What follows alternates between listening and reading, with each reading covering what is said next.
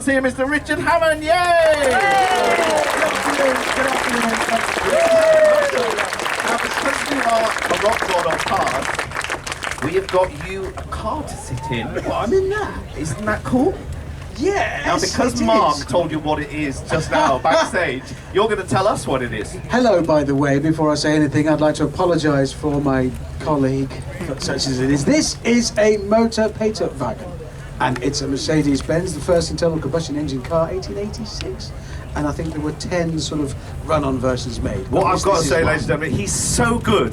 He was told that 15 seconds ago. He sounds like he's off the telly, doesn't he? But that is so And made up. I might have gotten away with it, thank you. And this is, no, it's on here somewhere, and 1902, the Dion Bouton. Isn't it? Which Yes. my wife's got a handbag made by the same people. What? That's better. It's been decided, ladies and gentlemen, by, what's your name? Daniel has decided that's better, and that's that. Daniel, who's leaving Congratulations. tonight on a plane, ladies and gentlemen. Now sit down, Richard. I've got to get in You've it. got to get into it. Oh, Before it's a height joke. it's not actually. Really? Richard immediately assumed we'd got him some little clown car to take the piss out of him. It's too high. My car is slightly taller than yours, actually. It's not. So, ladies and gentlemen, this is Richard Hammond off the telly. Hello. Certainly formally off the telly. Now, last time you...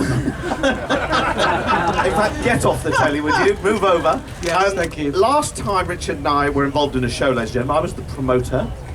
Oh, is that what you do? Yeah, that is what I used to do, and still do. And you were at the O2, 17,000 people per night, sold out. Now we're in a badly mowed field with some benches and Oscar. What happened? I followed your trajectory, Chris. That's the only possible answer. Is this how famous you now are? What, are you expressing disappointment at the assembled okay. ladies and gentlemen? I think that's what he's saying to him, and I personally would be quite hurt if I were in it. In our game, we call it quality, not quantity. That's what we And do. there it is. There is quality, not quantity today. So how does it feel to now be Richard Hammond off the telly?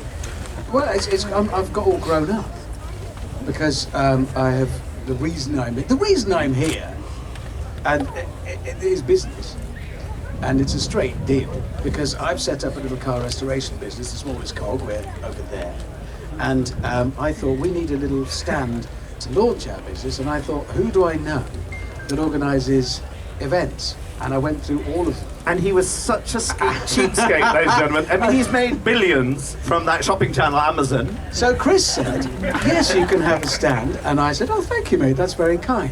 And then he said, but maybe you could do, a little question and answer thing. And maybe you could do some PR for me. Basically, he was being a skinflint as always. So with what you're witnessing here, ladies and gentlemen, is two previously successful people not spending any money with each other at your expense. That's it. So hopefully that's working for you. So give that business deal a cheer, everybody, because Richard Yeah, Hammond- you feel special right now. So, but Rich, before we're going to talk about your little cog in a second. Thank you. But before we do, it's still knob gags with your crowd. That still works. Before we do That more went knob gags. That went over better even than I thought. Go Yeah, on. before we do a bit more knob gaggery, what we're going to do is just establish whether you're entitled to be here, because a classic car crowd, as we well know, isn't just a car crowd. By the way, oh, there you are. We're back on the. They were advertising our session as though they were admitting there weren't enough people here still. What this is a classic car crowd, and they like to know people are really classic car people, not just car people. Now, Oscar may be forgiven for thinking you're a bit of a kind of Pagani Zonda guy, you're a Koenigsegg, you're a fast car guy. But are you, like these people who all drove here in their Triumph Stag, are you... In the same one. They all came in the same... They've all polished it, put their caps on, and they're all here now. And they don't know whether they're going to like you or not, because they want to know if you're really a classic car guy. They are discerning bunch. They are. They might lynch you. I am classics before modern, in fact, yes. So my passion is for classic cars. And my cars at home are all old, basically. Yes, I do, because I think apart from the else, with classic cars, they're more closely connected to this era. When it was a novelty, it was exciting. It was basically, oh look, there's no horse and he's going along. And therefore, there was still an air of thrill, excitement, novelty, expression, art about them. And I think you can see that in the cars. They hadn't yet become entirely utilitarian. So we all assume you own most cars. What have you got? How many? 4,000. Oh, my tax. I love it when you get heckled by a 4-year-old down here. He's bigger than me before anybody good man, else says good it. man. Yeah. So what have you got, mate? Lots of old 1962 Jaguar E-Type Roadster. I was enjoying looking at some of the Jags out there. 59 XK150 that we've restored, that's over there, and XK120 that we... Can we just see a bit of nodding if you approve of any of his decisions, ladies and gentlemen?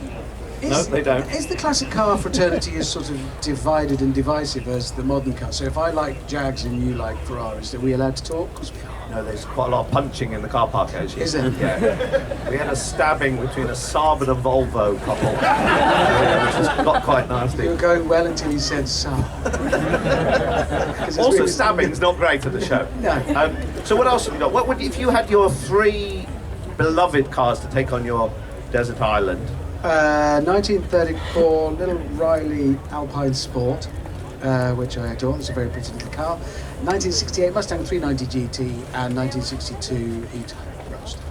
And that you always had a bit of Americana going on with you there. Have you got any other American cars, or do you want any others? I kept a Buick Riviera. Do you remember those? 71.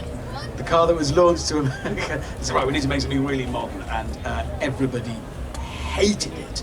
So they made it for about 2 years, but one of those, but I haven't restored it yet. It's pretty bad. Well, fun of restoration brings me on to the contractually obliged element of this interview. That was a little link I just did. Did you hear It's that? almost though I agreed in this interview to talk about your new business opportunity. Yes. What is it? Well, it is just over there, and it's called The Smallest Cog. And it came about because Neil and Anthony, who are here, they're over on the stand right now, very talented father and son. And they have restored for me my E-Type, Bentley S2, and my XK150, lots of cars. And we decided, I know, why don't we do this together? My grandfather was, you see, quite grown up in the car business. He worked at Mulliners in Birmingham, which is not the posh Mulliners, so they made all the less glamorous stuff. And then latterly at Jensen. So it's in the blood. So you're now kind of retracing your genealogical roots to be in car restoration. Yes. And Yes, I am, and I'd love to do anything that is about the preservation of skills more than anything else, because that's what this whole business is founded on, isn't it? This is a field full of things that have been kept going because of skill and work, application and practice, and I'd love to do that. And do you think quite a lot of people say that the golden era of cars and all that is over? No. And do you think that we'll be celebrating contemporary cars today in 100 years or 50 years? Or? I think the golden era of cars is far from over. In terms of what's being made, yes, they have become entirely and only utilitarian. I think that will drift and change. I think we're going to go through a time now where it polarises out. And I only said that because it's a big word, polarises. Yeah, that is good. So if any of the people here were sufficiently wealthy to be drawn to want to give money towards your celebrity, to restore something by your business, what sort of transaction would you be looking for? What kind of customers do you want? We are looking for everything from minor jobs to full restorations. I'd like us always to have something interesting in the workshop that we're restoring from scratch. What are you doing at the moment? At the moment we're working on a Jensen Interceptor Mark II that we're rebuilding completely. So you're also, because you're a little bit off the telly, you're also being filmed doing this. So one has to question whether it's really about the telly or the business. No, it is. The business came first. Are you sure? Yes. Because I did notice that you got rather drawn to selling T-shirts on your stand, rather than the business of car restoration. Yeah, like you liked the fame of it. The business itself is real, but I'm still off the telly. So I thought, well, we've got a brand now, so you've got to sell mugs and T-shirts. Having done a little bit of business myself, you know you're supposed to start the business before you do the T-shirt. Oh, I see. Anyway, of course, you were on the telly. Yeah. You used to be on that Top Gear. Oh, I've heard of that. And how long ago is that now? 18 years, something like that, when it started? 22. So tell these kids down here, are you Top Gear fans? Yeah, of course you are. That's your big audience. So Isn't long that great? before you were born. I It's know, they must be so incredible. disappointed to see a man that looks like Richard Hammond's granddad.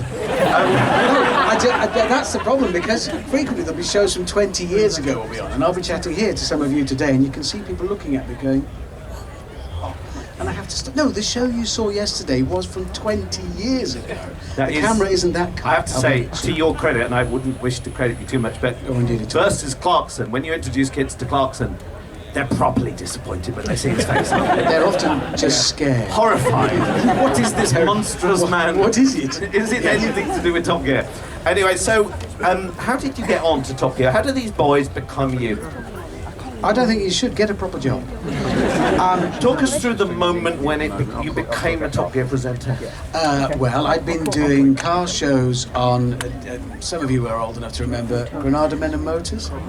All the blokes that give Just slightly sleazy, wasn't it? I don't know if you remember, but at 11 o'clock at night it became more men than motors, didn't it? Yeah, it was those days. more... Yes, yes. So I was doing shows on that, and I auditioned for the job. My agent said, Richard, I've got you an audition, they're doing a new Top Gear. You're not going to get the job, but go and do it. So I potted along, and I did an audition with Jeremy, who was there, Wilman, who was the producer still, Richard Porter, who's still there. And I thought, oh, they're an amazing bunch of people, but I'm not going to get the job. That's really sad. Went home, and 6 months before I heard anything, I was sitting in my little damp office in Cheltenham, where I worked in the basement of our little house. Phone rang, and my wife Mindy was with me, and I said, oh, that's them. I don't know how I knew. Picked it up, and it was. And they gave me, and they said, Richard, would you like to come and join the team? And I burst into tears. And I know. I bet you never did that in front of Clarkson again, did you? Cry? No. And then Julie got it. How many people do you think they chose before you if it took 6 months? I think they'd got through, everybody here, I presume, turned it down. Yeah. And then eventually they all have to ask that little Brummy fella. And then you went in, but you didn't have James May, did you, to start with? Came later. He did. We had a guy called Jason Dorr for the first series. Imagine being in Top Gear and then not making it. Imagine how much money that guy didn't make. I'm sure he's probably glad to be out. And what about James May? What made them find him? We were looking around for a third member. I'd known James for years because I did work. I have had one proper job. I worked in public relations at Renault UK, the press office. As a sneaky way of getting to know the editors of all the car shows, that's why I did it. So I used to host James May. I was the PR, he was the journalist. And so it was seedy. It was a bit like the government these days. It was all, everyone knew each other. It was all business. Grubby. Yeah. Really no social distancing, that kind of thing. Grubby. So, yeah. And then it started to work. And when did you know it was going to be something different to every other car show? I think it was when we did a show. You are all way too young, but some of you remember. We did a show about cut price supercars where we had. I had a little 308 GT4, James, I think. And we were in a petrol station. We just pulled in to get petrol. We were still filming. And it just felt completely different. And people were reacting to us as well as the cars. Because nobody had done anything like that with cars before. And that day, we all thought, oh, this is something a bit different. Because there was never any science in what we did. You won't be surprised. We didn't plan it. We just thought, let's just do the best car show we can. And we were lucky. It caught. And as it kind of became this global hit, like nobody else's car show ever, what were the moments along the way where you thought, gosh, this is at another level? When did you discover what it was going to be? When it caught sort of around the world. We had no idea. We didn't know what. We always had a big audience in South Africa. So the first time we got off a plane there, and people were coming up and talking about the show. I think what it did was catch it with like-minded people around the world. It didn't matter where it came from. As some of you would remember, the Richard Hammond had a little crash. And he was in a very, very fast jet-propelled car going in a straight line, which he couldn't drive. No. And I really messed that up badly. He hurt himself and went to hospital. Did you do that on purpose as a publicity stunt? Yeah, definitely. It was 320 miles an hour, and I thought, I'm going to turn hard right now and see what went through your head just before that happened? My backside, pretty much. It was not brilliant. Do you all remember? Because we were quite worried about him, weren't we? That was when we thought, oh, well, actually, we do like them. We did actually. And we all hated to admit it when you got better. But we did actually like you and feel sorry for you for that moment. And then suddenly, the nation, you were like Princess Diana, or you were like the Queen Mother or someone. We went off to do one of our live stage shows in South Africa. The first thing I did after brain injury, so I'd had frontal lobe brain injury, and I was allowed by the doctors to do it, and they were very cautious. I had to have a lie down between the shows and relax. They were all looking after me and nursing me. But to do those shows, because they were in the days when Chris had a successful business, they were enormous, tens of thousands of people in big arenas. So we had to wear earplugs so that we could hear one another over the scream of the massive crowds you used to be able to get. And I'd been wearing it for a few days, which meant I was then talking to Chris after one of the shows, and he was pretending to care. How are you, Rich? No, I'm all right, mate, I'm not bad. And he noticed I'd taken my earplugs out, and there was blood dripping down from my ear of a recently quite famously brain-injured celebrity. It was actually because I had an ear infection from the earplugs. But you thought my brains I were did falling think I out killed of the Queen Mother, everybody, for a moment, and I did think, what am I going to tell the papers? And my mom, who'd even started to like you, because that was the thing. It wasn't just car people by then that liked Top Gear, was it? It was. No, even my family did then. Even yes. If you think about the moments, the best films, what would be your favourite films that you made? What would be the moments that you look back on and go, that was the special one? From the Top Gear days, all three of us will pretty much always answer the same, which was the Botswana trip, which was the first special we did. It was the first time we realised, we can get away with this. We can go and have an amazing holiday with my mates, and it turns into a film. So Oliver, the little car from that, is over there. That is the original Oliver that I brought home. So is Oliver your number one car? Yeah, I mean, I would never get rid of that. He can hear you, you you know. He can hear you. I don't know whether to go with that or not. No, I wouldn't. I'm going to leave I it. wouldn't. Okay. So, in that time, best three cars, worst car. Best three cars you've ever done, driven, filmed. Cars I've really enjoyed. Lamborghini Sesto Elemento. I had a go in a Bentley Blower, which I've just proper. And then probably Oliver, actually. I don't know why. I do like a really humble little car. And sometimes I just think there's something great. It had no pretension about it. It was just designed to move about. And what's the worst? There's some. I mean, Pontiac Aztec is sort of willfully hideous cars potentially. Also, I mean, I used to do a kit car show. Anybody here built kit cars ever?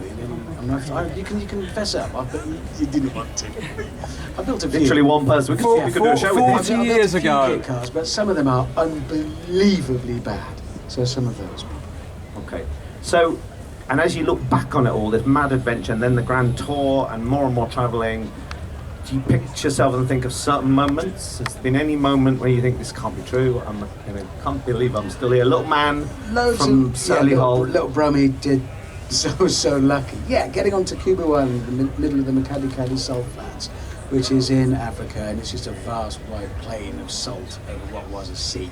And in the middle of it rises out Kubu Island, which is a sort of dome-shaped thing covered in baobab trees. And driving that car over there onto that island was just astonishing, having spent the day driving along with ostriches running alongside next to you. That was incredible. Also, going on stage with the other two in Warsaw, the Polish National Stadium. 50,000 people. 50,000 people waiting to see us. And us three backstage, and we were about to go on, and I did turn and say to the others, guys, have three people with less talent ever gone on stage in front of more people? No, they have. Yeah. Actually, you were a terrible drunk in the early days when we just played at Earl's Court. There were two memories I have of them. Oh, God. One was Richard Hammond was so hungover and so late. The first show was at midday, and he arrived at the front of Earl's Court, was trying to get in, the security guard wouldn't let him in. You had to take the guy out to show him your picture on the poster. I pointed at my face over the door, yeah, they let me. And there was another time when you walked out on stage and you were a little bit sick. Yeah, that was with Tiff. Tiff was up front talking, trying to remember what he'd come into the room for. And I was at the back with Jeremy while he was doing his bit, and I did turn to Jeremy and say, mate, I've been sick, but it's all right, I swallowed it. And we carried on. What? That is a proper It's after showbiz tip, lunchtime. ladies and gentlemen. Now, there is, a lot of people want to know how to be a car presenter, how to be, and there's a boy out the back here who'd really like to know how to be Richard Hammond. Please welcome Tiffany Dell, everybody. Be loud, he can't hear you. Now, Tiff, this is his first time out. He's been heavily shielding. He is triple jabbed. Tiff, sit in the car, mate. You need to sit down. This is my stage. I know it is. Can I just point you out? I have another show, an important show at 3 o'clock. I hope you're not going to hold up my... So this is Richard Hammond from old Top Gear, and this is Tiffany Dell from even older Top Gear. In a car he's had from new. And what we're going to do, firstly, because you're both great media titans, you're going to ask each other a clever question, and then we're going to throw it to the audience, and good questions win prizes in this world. What have we got to do? What are you So sprung ask this on? him. I'm a racing driver. I don't know Tiff, things. ask him a question. Just anything. Who won the 1938 German Grand Prix? I don't know. What's in my pocket? That's Right, so that's that. Neither of you. The answer was Jesse Owens. Car keys. wrong. So, who wants to ask these boys a question? What we're looking for is a question to Tiff. Blimey, man, right at the back. Look at that. As far as the curvature of the Earth goes, there's a more audience over there. It's a huge audience. Overstating. Has anyone got a mic? Can you, Yeah, you have keep you- walking in that direction? I want somewhere nearer. Gotta get What the about Oscar? Do you want to start? I know you start. What's your question and who's it to? Who won the Grand Prix in 1995? Let's see if Tiff knows that, because he claims to know such things. Which one? British. Oh yeah, I mean, there's lots of them. Should we go for the whole championship? Which car won in the England Grand Prix in 1995? He was literally reading that question off the autocode, ladies and gentlemen. Who won that? Do you I know? would see Michael Schumacher in a Ferrari. Would it be really? Could someone check that? If that's true, we'll give Tiff £1. Rich, do you like Grand Prix? You don't really, do you? You don't like Formula One? For some reason, it just doesn't chime with me. I don't know. Look at his face. You don't really like cars that much, do you, mate? Is that I love cars. Is but that I'm- Oliver thing? I presume that's for scrap now, is it? I saw it with a puncture this morning. Are we taking that away forever and losing it? It was just having a rest on one side. So, right, we're now looking for questions. This is Joe. He's got smallest cog t-shirts, ladies and gentlemen. If you get a good question, you get a t-shirt. So it's all winning. Right, what's your? I'm afraid they're signed. We can get you unsigned ones if you prefer. What's your question, mate? Richard Hammond, what is your favourite car that you own? My favourite car that I own is possibly the E-Type I mentioned earlier on. I don't know why. I think it is. I think we'll give him a t-shirt. It wasn't great, but we're looking for better than that. If you want a t-shirt. Oh, but an E-Type is a fine car. I would. What? Richard, have you ever been back to Argentina? Good question. Give him a large. Just didn't fancy it. Can I just say for the record, we had no idea. That was not in. Really? Are you still reading this script? No, it's true. I would fess up. I have to say, ladies and gentlemen, they normally came back and admitted their stories and things, but they never caved on this one. They always maintained it was true. The Big Ape wanted a 928S, and there were only two for sale in the country, one of which wasn't available, so we had to buy that one, and that was the reg it had. End of. Honest, I'd tell you if it was true. What's your name, mate? What year was the Delahaye 135 produced? What? This is like a quiz now. This is. I'm sorry, you're not getting a t-shirt. That's a great question, but you're not getting a t-shirt. No one knows the answer to that. What about you, sir? Over here. What was the fastest production car in 2008? This is like an exam, isn't it? Ask them what it felt like to go faster. Does anyone know the fastest production car in 2008? Was that too early for that Hennessy American thing? It is, isn't it? No, I think it's Pirate. The Veyron. When did the Veyron come out? That Bugatti wasn't Veyron. 2008. No, that was post that. Actually, Is there anybody here who knows anything about cars? I'm just wondering. Oscar would know. Oscar would There's an know. answer here. Are you answering? Oscar, what is the answer, mate?